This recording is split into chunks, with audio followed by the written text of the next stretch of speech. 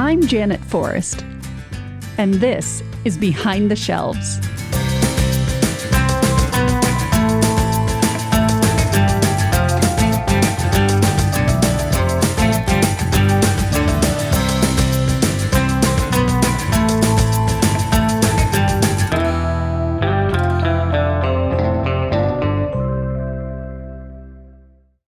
If you are someone who's familiar with the Nantucket Atheneum and you've been listening to this podcast series, you've probably noticed there's one voice that's been conspicuously absent.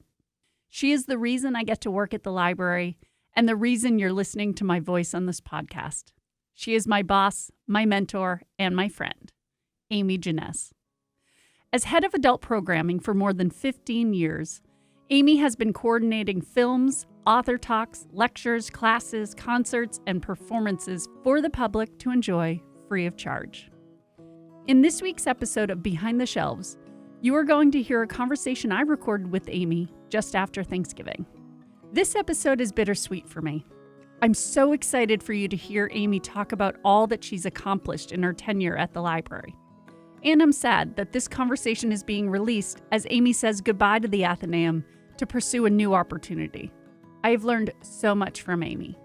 She knows just how to encourage me when I'm not sure an idea will work out, and she knows just how to keep me grounded when I present something a little too over the top. I wish her all the best in her new adventures, and I'm so grateful to have been her colleague and partner in crime for 3 years. Here is our conversation. I can't remember the year, but I want to say maybe 2003, 2004. I get a call from a friend of mine. It was very urgent. It was December 21st and, already getting dark. And she was like, you have to come to the library with me tonight. And I was like, what? Why?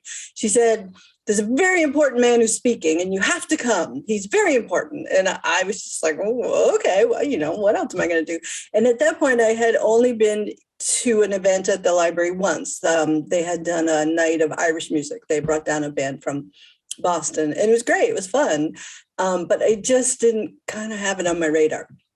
So I went, and the very important speaker was Ned Rorem, who I knew of. I didn't know a lot about him, but I knew he was a composer. I knew he was a writer. And I knew he was a part-time Nantucket resident. And so we're standing around, and 8 people showed up. And, December 21st, in hindsight, is not a great time to schedule a program. But anyway, so he was a little miffed at first because I think he thought he was an important man too. But eventually he kind of pulled it together. He was like, all right, this is what it is. So he said, let's all sit in a circle. So we pulled the chairs in a circle, and then he was just amazing. It was like having a private audience with him. And he was funny, and he was just had the most amazing life stories of palling around with Judy Collins and living in Paris. And he was just amazing. And I went, oh, it is too bad that there aren't more people here.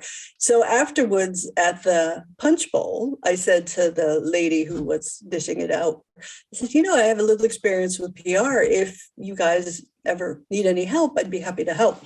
And 2 weeks later, I was on the board of the Friends of the Atheneum and doing PR.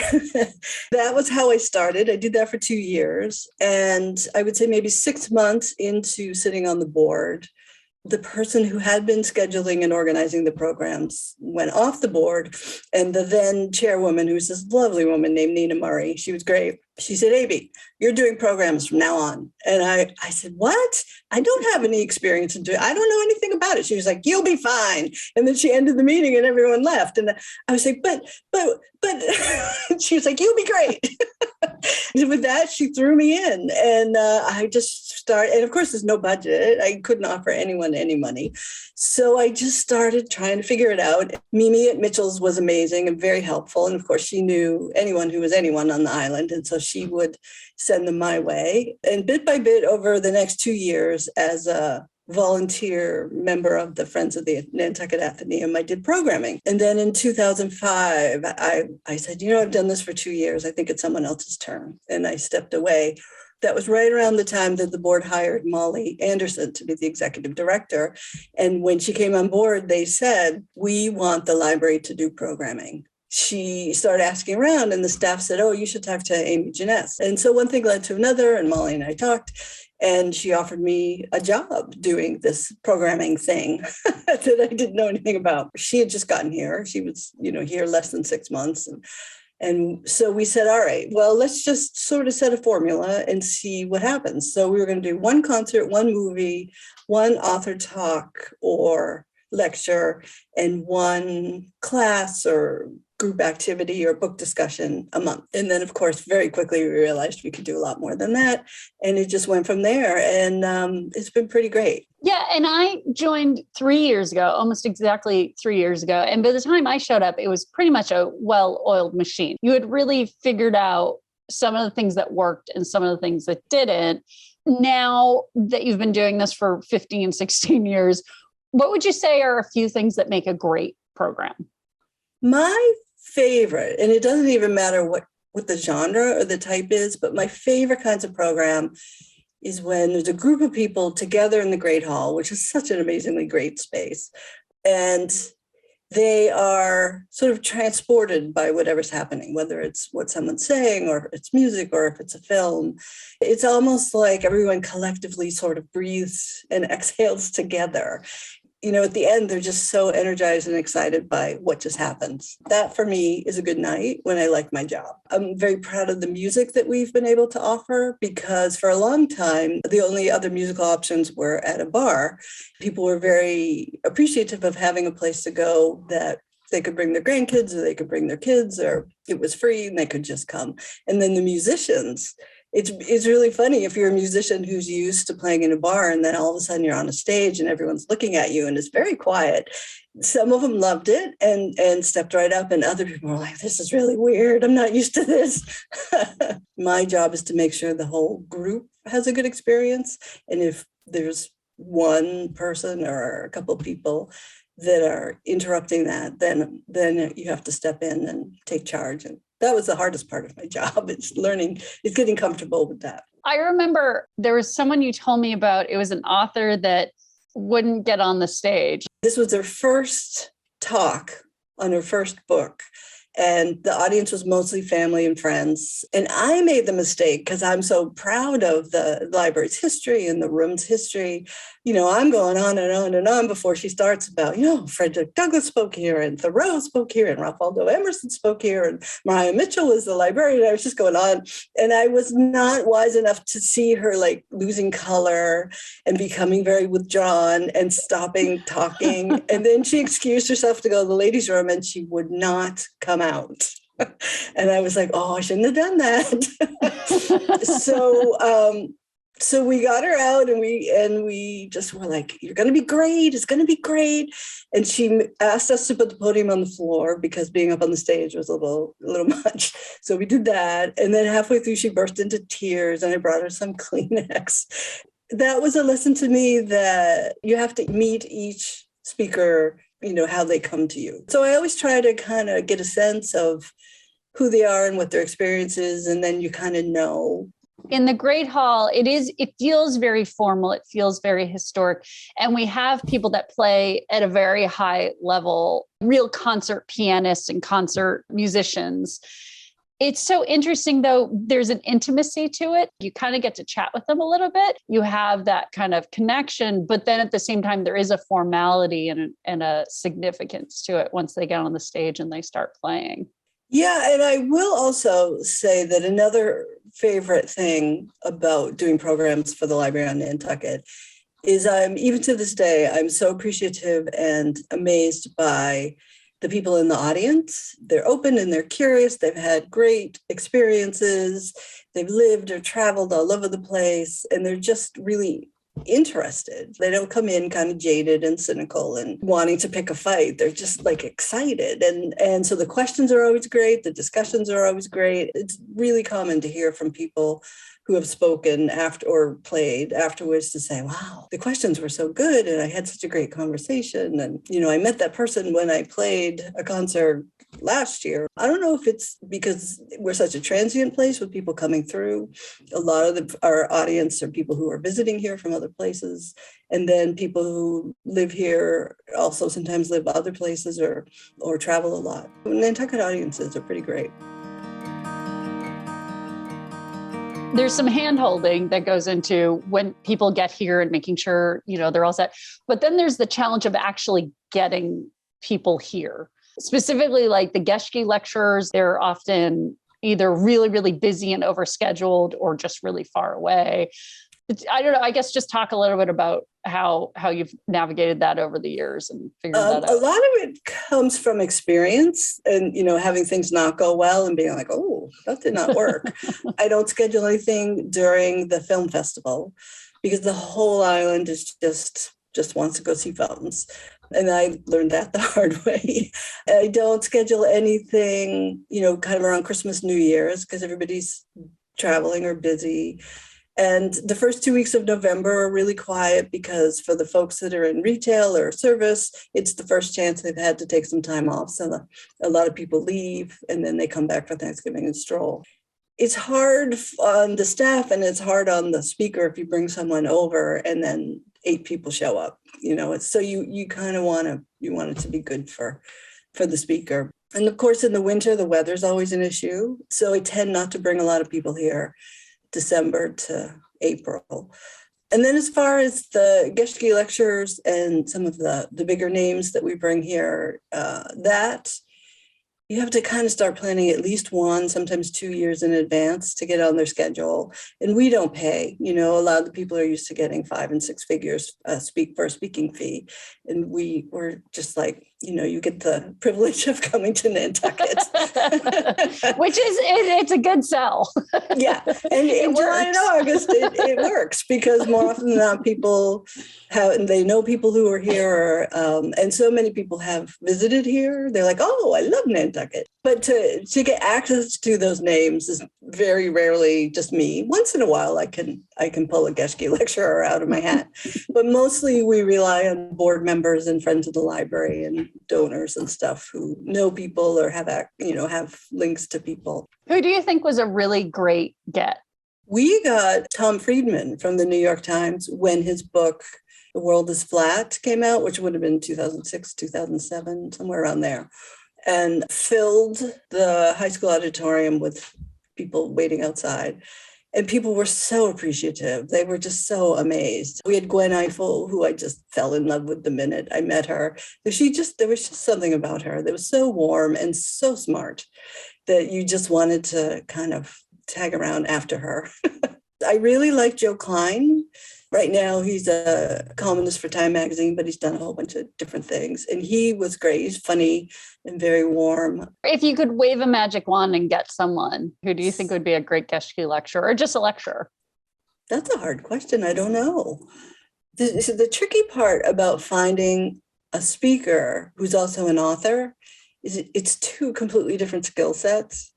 Like television people are a slam dunk or radio people because that's kind of their world and they got it down. I mean, I would love to have Kara Swisher back because I feel like she's in the thick of a lot of changes that have happened. We had her in 2018, I think, or 2019. And so much, even in 2 years, so much has changed in terms of social media and technology. I think people that would be really interesting but controversial would be like Mark Zuckerberg and Elon Musk. It would be interesting to hear what they have to say and to answer questions from the audience. Bill Gates, also kind of in that same circle of technology, and his thing is innovation in healthcare, so that could be interesting. You bring up a great point, though, is that someone can be quite brilliant and they're not someone worth bringing here. Right. There's a reason they're a writer and they express themselves through the printed word and not through a podcast or a radio show or television. Yeah. I won't say her name, but I have a favorite author whose work I just have loved over the years. And she was the keynote at a conference I went to a while ago. And I was so excited. And I got there and she read her lecture off a sheet of paper, completely monotone, just reading off the paper. She didn't look at the audience. And it was so disappointing. And I thought, oh, she should just stick to writing books. Yeah.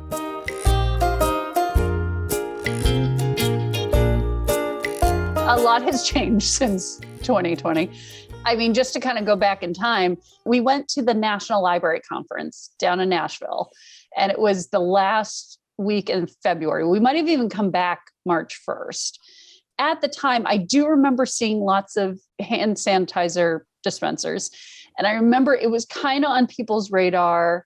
And I remember even on the plane down, there was someone that had hand wipes and she was wiping everything down. So there was definitely it was on the radar that something was happening. It was in the news, but hadn't quite hit yet. And I don't even think there was maybe a case in the US yet. Maybe, no, I think at the time, Italy was really struggling. Yes. And so we're down there and then we come home. And I remember a week later, at the time we were reading weekly on Mondays at our Island home, the nursing home. And I went in and the woman, I think her name was Allie at the time, at the end, she said, why don't you stop by my office? I just want to talk to you. And she had just gotten off the phone telling someone that they weren't going to allow visitors anymore. And I said, is that the same message for me? She said, yeah, we're just going to stop visitors, as of today, and we'll keep you posted. And then that week, Anne had said, we'll watch what the schools do. If the schools close, we'll close. All of a sudden by Friday, the decision was made. We packed up our stuff. Everyone went home. It was just mind blowing. And even then we were thinking we're going to go home for 2 weeks and then we'll see what happens, which just seems so absurd right now. And then it was kind of like, well, what do we do? And we were kind of equipped to use Zoom, but Zoom was not on people's radar. No one was using it as they are now. So then we kind of started out trying things. I do remember standing at my desk, just kind of looking around going, I have no idea what to bring. I don't know how long I'm going to be gone. I don't know what I'm going to be doing. I don't know. So I just threw a bunch of stuff in a grocery bag. And I remember carrying it out to my car and putting it in the back seat and being like, this is very odd. This is very unusual. And going home and just being like, okay, now what? But I did feel like we had a little bit of an advantage in that we had been using Zoom on a intermittent basis for a little while. And I knew I could see the potential in that. My goal in those first few weeks wasn't so much about programming. It was about keeping community together. I was so aware of how isolating it was to just go home and close the door and be afraid to go out. I just reached out to people we'd work with, and I was brainstorming on, how can we keep people connected? So if they need to talk, or if they have questions, or they just need a laugh, that we provide that. And then over time, we figured out how to kind of formalize it into actual program kinds of things. And as you know, we experimented with a lot of things. Some were one of us reading to two people on Zoom. I remember going back, it was a year and a half later, whatever it was, to my desk, and I had the notes. It was like this list of ideas for programs or what we could do. And yeah, they see, just given what we've done in the last 2 years, a year and a half, it just seems like, it was the best we could do at the time, but it just seems so absurd. And then we were, we were setting up stuff just for the staff, so the staff could stay connected as well. So we set up a meeting for 4:00 every day so people could call in from home and just have some kind of sense of community. We did music, and I wasn't crazy about the sound quality of the music. We've tried streaming films or clips from films, and I don't know, it's kind of weird to stream through a Zoom. I wouldn't say that was super successful. But then we started finding the things that were successful and that did work. And something I hadn't thought of or hadn't expected, but I remember early on, is people were coming to programs just to ask about Nantucket. We got a lot of people who were only here in the summer and they want to stay connected to the island in the off season. And that was a little bit of a light bulb moment. I was like, starting to begin to see the potential of virtual programming, that it wasn't just the physical bodies on Nantucket who are our audience anymore. It's anyone who can dial in on the internet. And so that was a little bit of a revelation that influenced how we started to think about things. I do remember in the early days, there was this one lovely woman who was in a nursing home, and she would just dial in. And I don't think she cared what we were talking about. She just liked the sound of voices and wanted to be, close by. I haven't seen her lately, but she was with us in the early days. There were things that worked and there were things that kind of didn't work. Like you said, the music, we did with the Island Tunes group. It kind of got them together. And actually, there were some successes in that. There was a woman, I won't remember her name, who played at the Brotherhood. Linda Worcester. Yes. And so in the 90s, I think it was, and hadn't been to the island in many, many years, left. And when she joined Zoom to play, everyone was like, oh my God, it's Linda. Like, it was just really fun to connect people that way, even though, you know, the music, it was a little rough. It was a little rough. Well, it's been interesting because we started reaching out to all the people who we had been working with in the building. You know, I think originally it was a couple of weeks, then it was a couple of months, and then all of a sudden it's looking like the whole summer, maybe in the fall it'll get better. When it was looking like it was going to be a number of months, then it was like, okay, we need to do some stuff here. And so we reached out to people who had been teaching classes for us. Some were like, no, Zoom's not my thing. I don't want to do it. And others stepped right up and were great. I think there's been opportunities. Like, I think of the woman from Montana, who it's like the idea of getting her all the way from Montana is just crazy. She was disappointed. She wanted to she would have come. Yeah. And I feel like we did take advantage of, like, people aren't asking for speaker fees right now, and they don't have to travel. It's an hour of their time wherever they are. Yeah. Things we might not have asked for. I guess I'll say I wouldn't have asked for or dreamed we could do, just suddenly wasn't a very big ask. Yeah, I would say that's true across the board for getting authors to talk about their books. There's been a couple that really would like to come in person. I think if you're used to speaking in front of an audience, you kind of miss that back and forth that you have with a group of people. But for other people who are, you know, busy, they don't have to take 5 weeks out of their life and travel all over the place to promote their book. They can work during the day and then log on and talk. We wouldn't have gotten some of the people we've gotten if we had asked them to travel.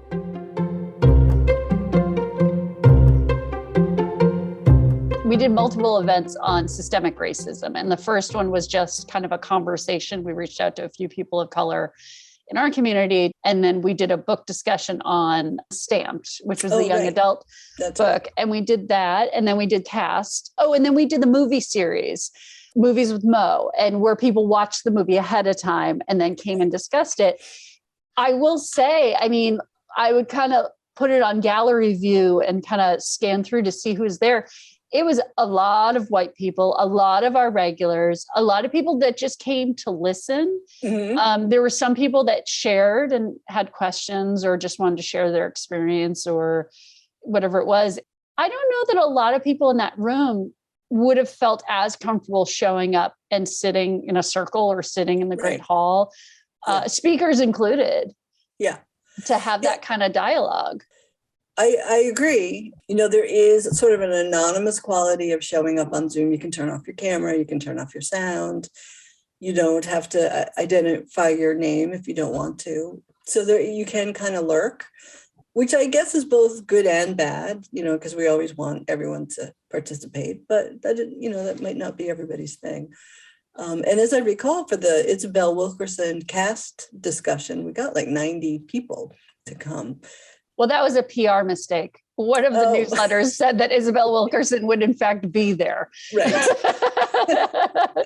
And so I remember we sent out a correction to everyone that had signed up, because I think we had 100, maybe 125 people that had registered.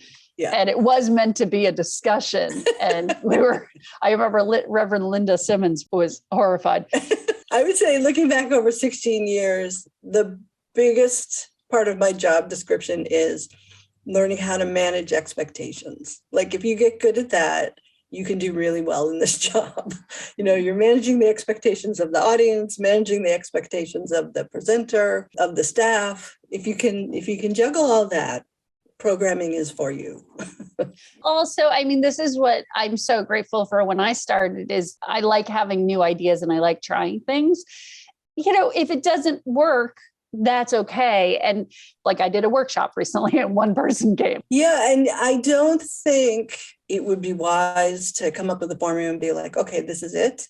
This is what works, because it just seems like things change all the time. People leave, new people come. technology changes, the landscape of programming changes. At one point, there was no movie theater.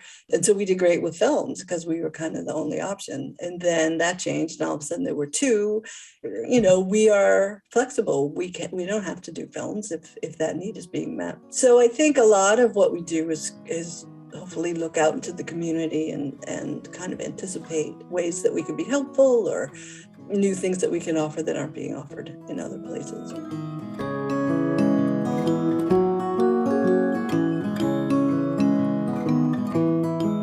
Now it does seem like we're in a position to go back into the building, and we're kind of navigating that. And so it's early days, but so far, what are your observations about people's willingness to come back or people's interest in staying on Zoom?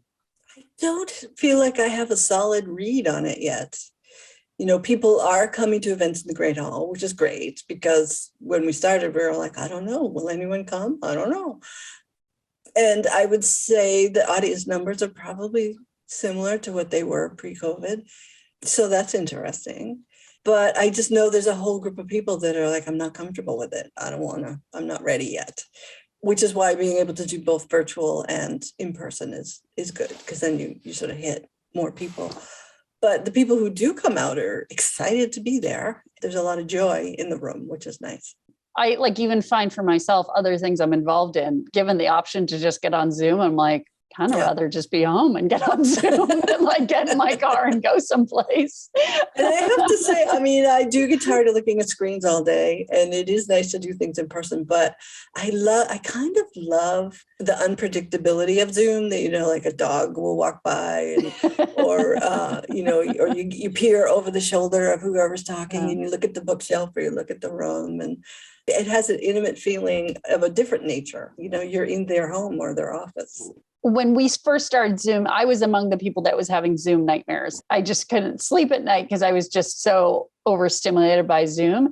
And you could even see it on people's participation. Like they wanted to be there, camera on, unmuted, paying attention. And then you start to notice like some people would just leave their camera off and they'd be unmuted, or you'd have their camera on, they're muted and they're knitting, or you could kind of see they're cooking dinner or eating dinner. Yeah. Or laying down. We figured out kind of how to integrate it. So that it was less like watching television where you're just stationary and totally focused. Yeah, and which I think is good and bad. I think every speaker wants everyone riveted on them. People still ask questions. They still seem involved.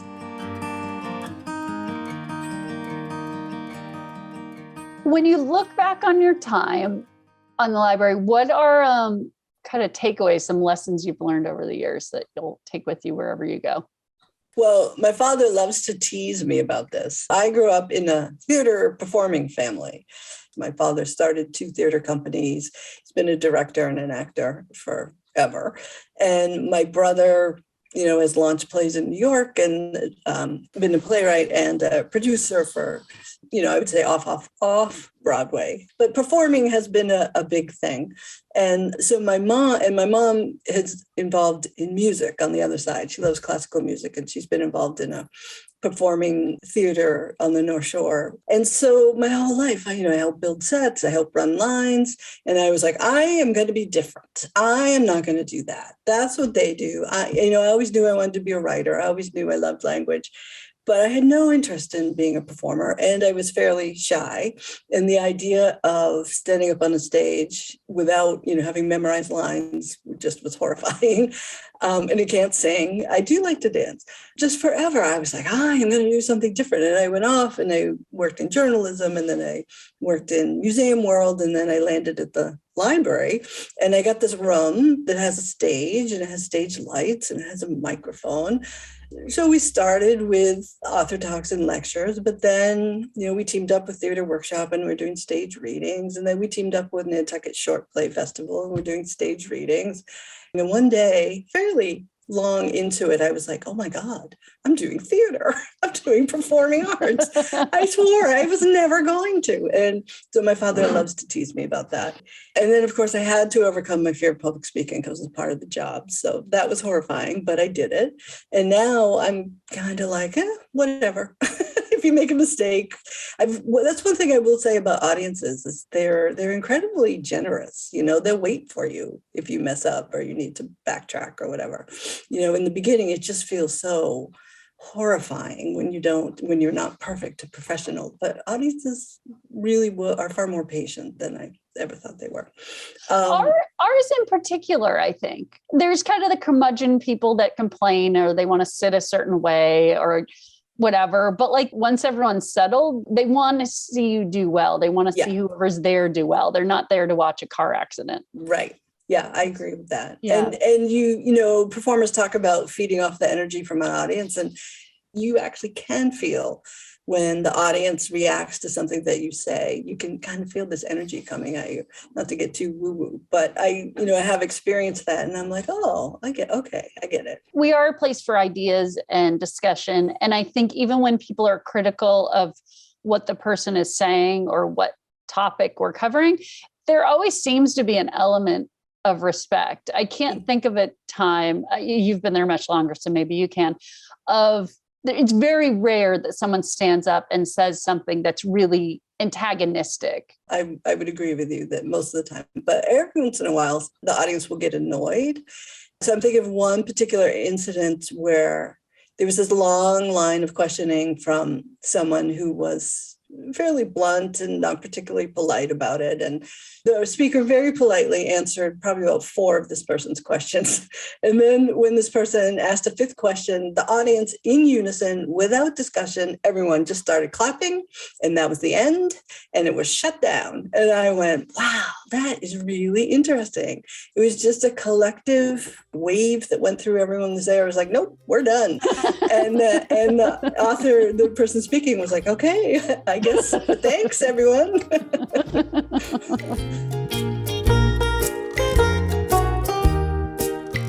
It's really unusual for a library to have someone who just does programming. Yeah. I think it's a couple things. I think we were a little bit ahead of the curve because in the 16 years that I've been there, I've noticed that it's become more and more important for libraries to do programming. But it's also because we fundraise quite a bit. So I think for the public libraries that are almost 100% funded from tax dollars, they have to make some decisions about where the money's going to go, and programming probably isn't always high on the list. And then I think another part of it is that, I came from a family that valued cultural experiences, and Molly had a very high taste level for love of ballet and opera and classical music. So she was very much in support of doing cultural things. And I very much started from the point of view of cultural events. And then later, as we got into it, we expanded to include craft classes and maker kinds of things. And then when you came on board, you brought a whole different set of skill set and interests, which expanded us even more. There was a lot of public library education that went on those first couple of years about what public libraries do and why they're free.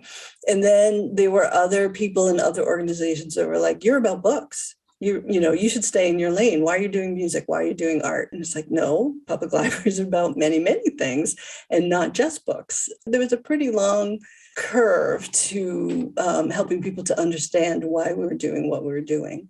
And now I'm not sure anybody really thinks about it anymore.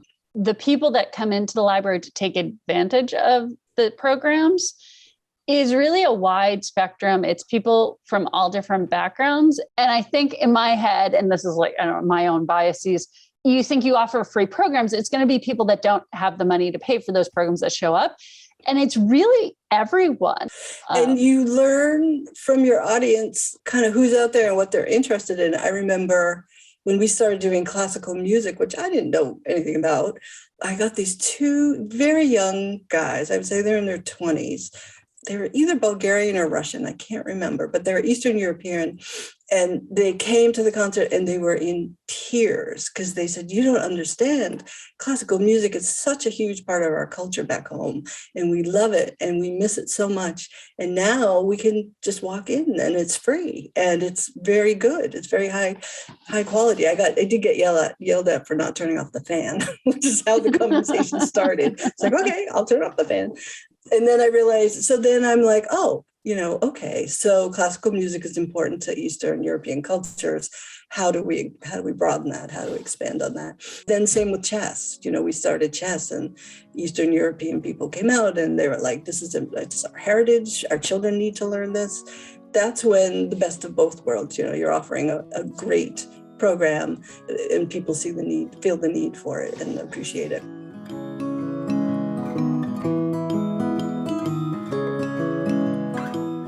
Advice, parting words? I would say the most important thing for programs at the public library is that who's ever organizing them, who's ever coming up with ideas and putting them on, that they not have a gatekeeper mentality, that they not be like, I'm the expert, I got this. I think having a sense of openness and being willing to have people you don't know, people you do know, show up and say, my cousin just wrote a book, or I'd love to teach a class on Mars, or whatever it is. And, over time you learn to vet them a little bit and to figure out how to guide them so it'll be successful. But I think, just being open to whoever reaches out or new ideas is probably serving the community and the library as best as you can. We're always looking out at our communities and being like, how can we help? What service can we provide? I don't know. It sort of makes me sad to say this, but maybe the island doesn't need that much cultural programming. Maybe we need to be providing other things. For me, it's such a privilege and a gift to, when someone has an idea, to be like, do it. Like, I have the keys. I'll sign you up. Like, yes, like, let's do it. And there's just something about me. I love to launch people. I love to, there's just been a lot of people who I've just asked because I know them. And I'm like, you know what, you have an expertise and you would be really good. And I would love for you to teach a class or lead a discussion or something. And then when they continue on and do great things, I'm like, I did that. To have something like the Great Hall or the Learning Lab, like, any of the spaces in there and the technology and the resources to say, you don't have to pay anything. Yeah. Come on in. This is your space, your platform to do with it what you choose. Well, and I was thinking about Carrie Hazelgrove, who used to sing and then didn't sing for a long time. And then she got pulled up on stage. This was years ago, probably 2006, 2007. And she just sang a couple of songs. And then all of a sudden a band was formed, and then they became the Shingles, and then they became really big. And it all started in this little moment in the Great Hall. So it's really fun to watch those kinds of things happen. What are you going to miss most? That feeling when I'm in the Great Hall and something has gone well and everybody's happy and the excitement level is high and everyone goes home, they float out the door and go home happy. And I'm like, I like my job tonight. It's a good night. I'll miss that. Yeah. What won't you miss? I won't miss that horrible feeling when you plan something and nobody shows up. That's not a good feeling. And even 16 years in, quarter of, and Nantucket, they're notoriously last minute. Nobody comes early. So Janet knows 15 minutes before we start something, I have a meltdown. I'm like, oh my God, no one's coming. It's going to be awful. And I'm like, the speaker's going to kill me. And then at 3 minutes of, they all flood in and it's fine. That was something with Zoom that I worried less about, because it was just Zoom. And if we did a webinar, right, people coming to the webinar don't know if there's like 100 people also on the call or one other person on the call, but the speaker knows. Yeah. And I can always see their eyes kind of like looking to the right, looking at the panelist and being like, oh, 6 people. Yeah. But it also feels, I hate to say, like, maybe this isn't the right way to put it, like less wasteful. Whereas when you put someone on a boat and brought them over and they're staying in a hotel and they, yes, it's wonderful to come and have a trip to Nantucket, but when the point is to sell your book or sell your message or perform, and the turnout, it's hard. And then the other thing about the virtual world of programming is that we've been recording them. So they go on to have another life as a recording. I will miss walking through those big front doors every day. I still get a thrill walking into the building, and I love the history of the place and the feel and the architecture and all of the art on the walls. I will miss that.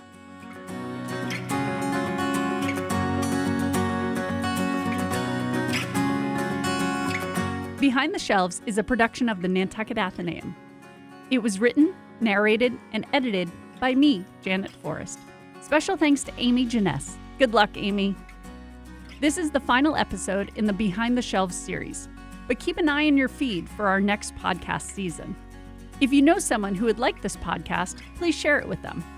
The Nantucket Atheneum is located at 1 India Street in Nantucket, Massachusetts. We'd love for you to come by and say hello.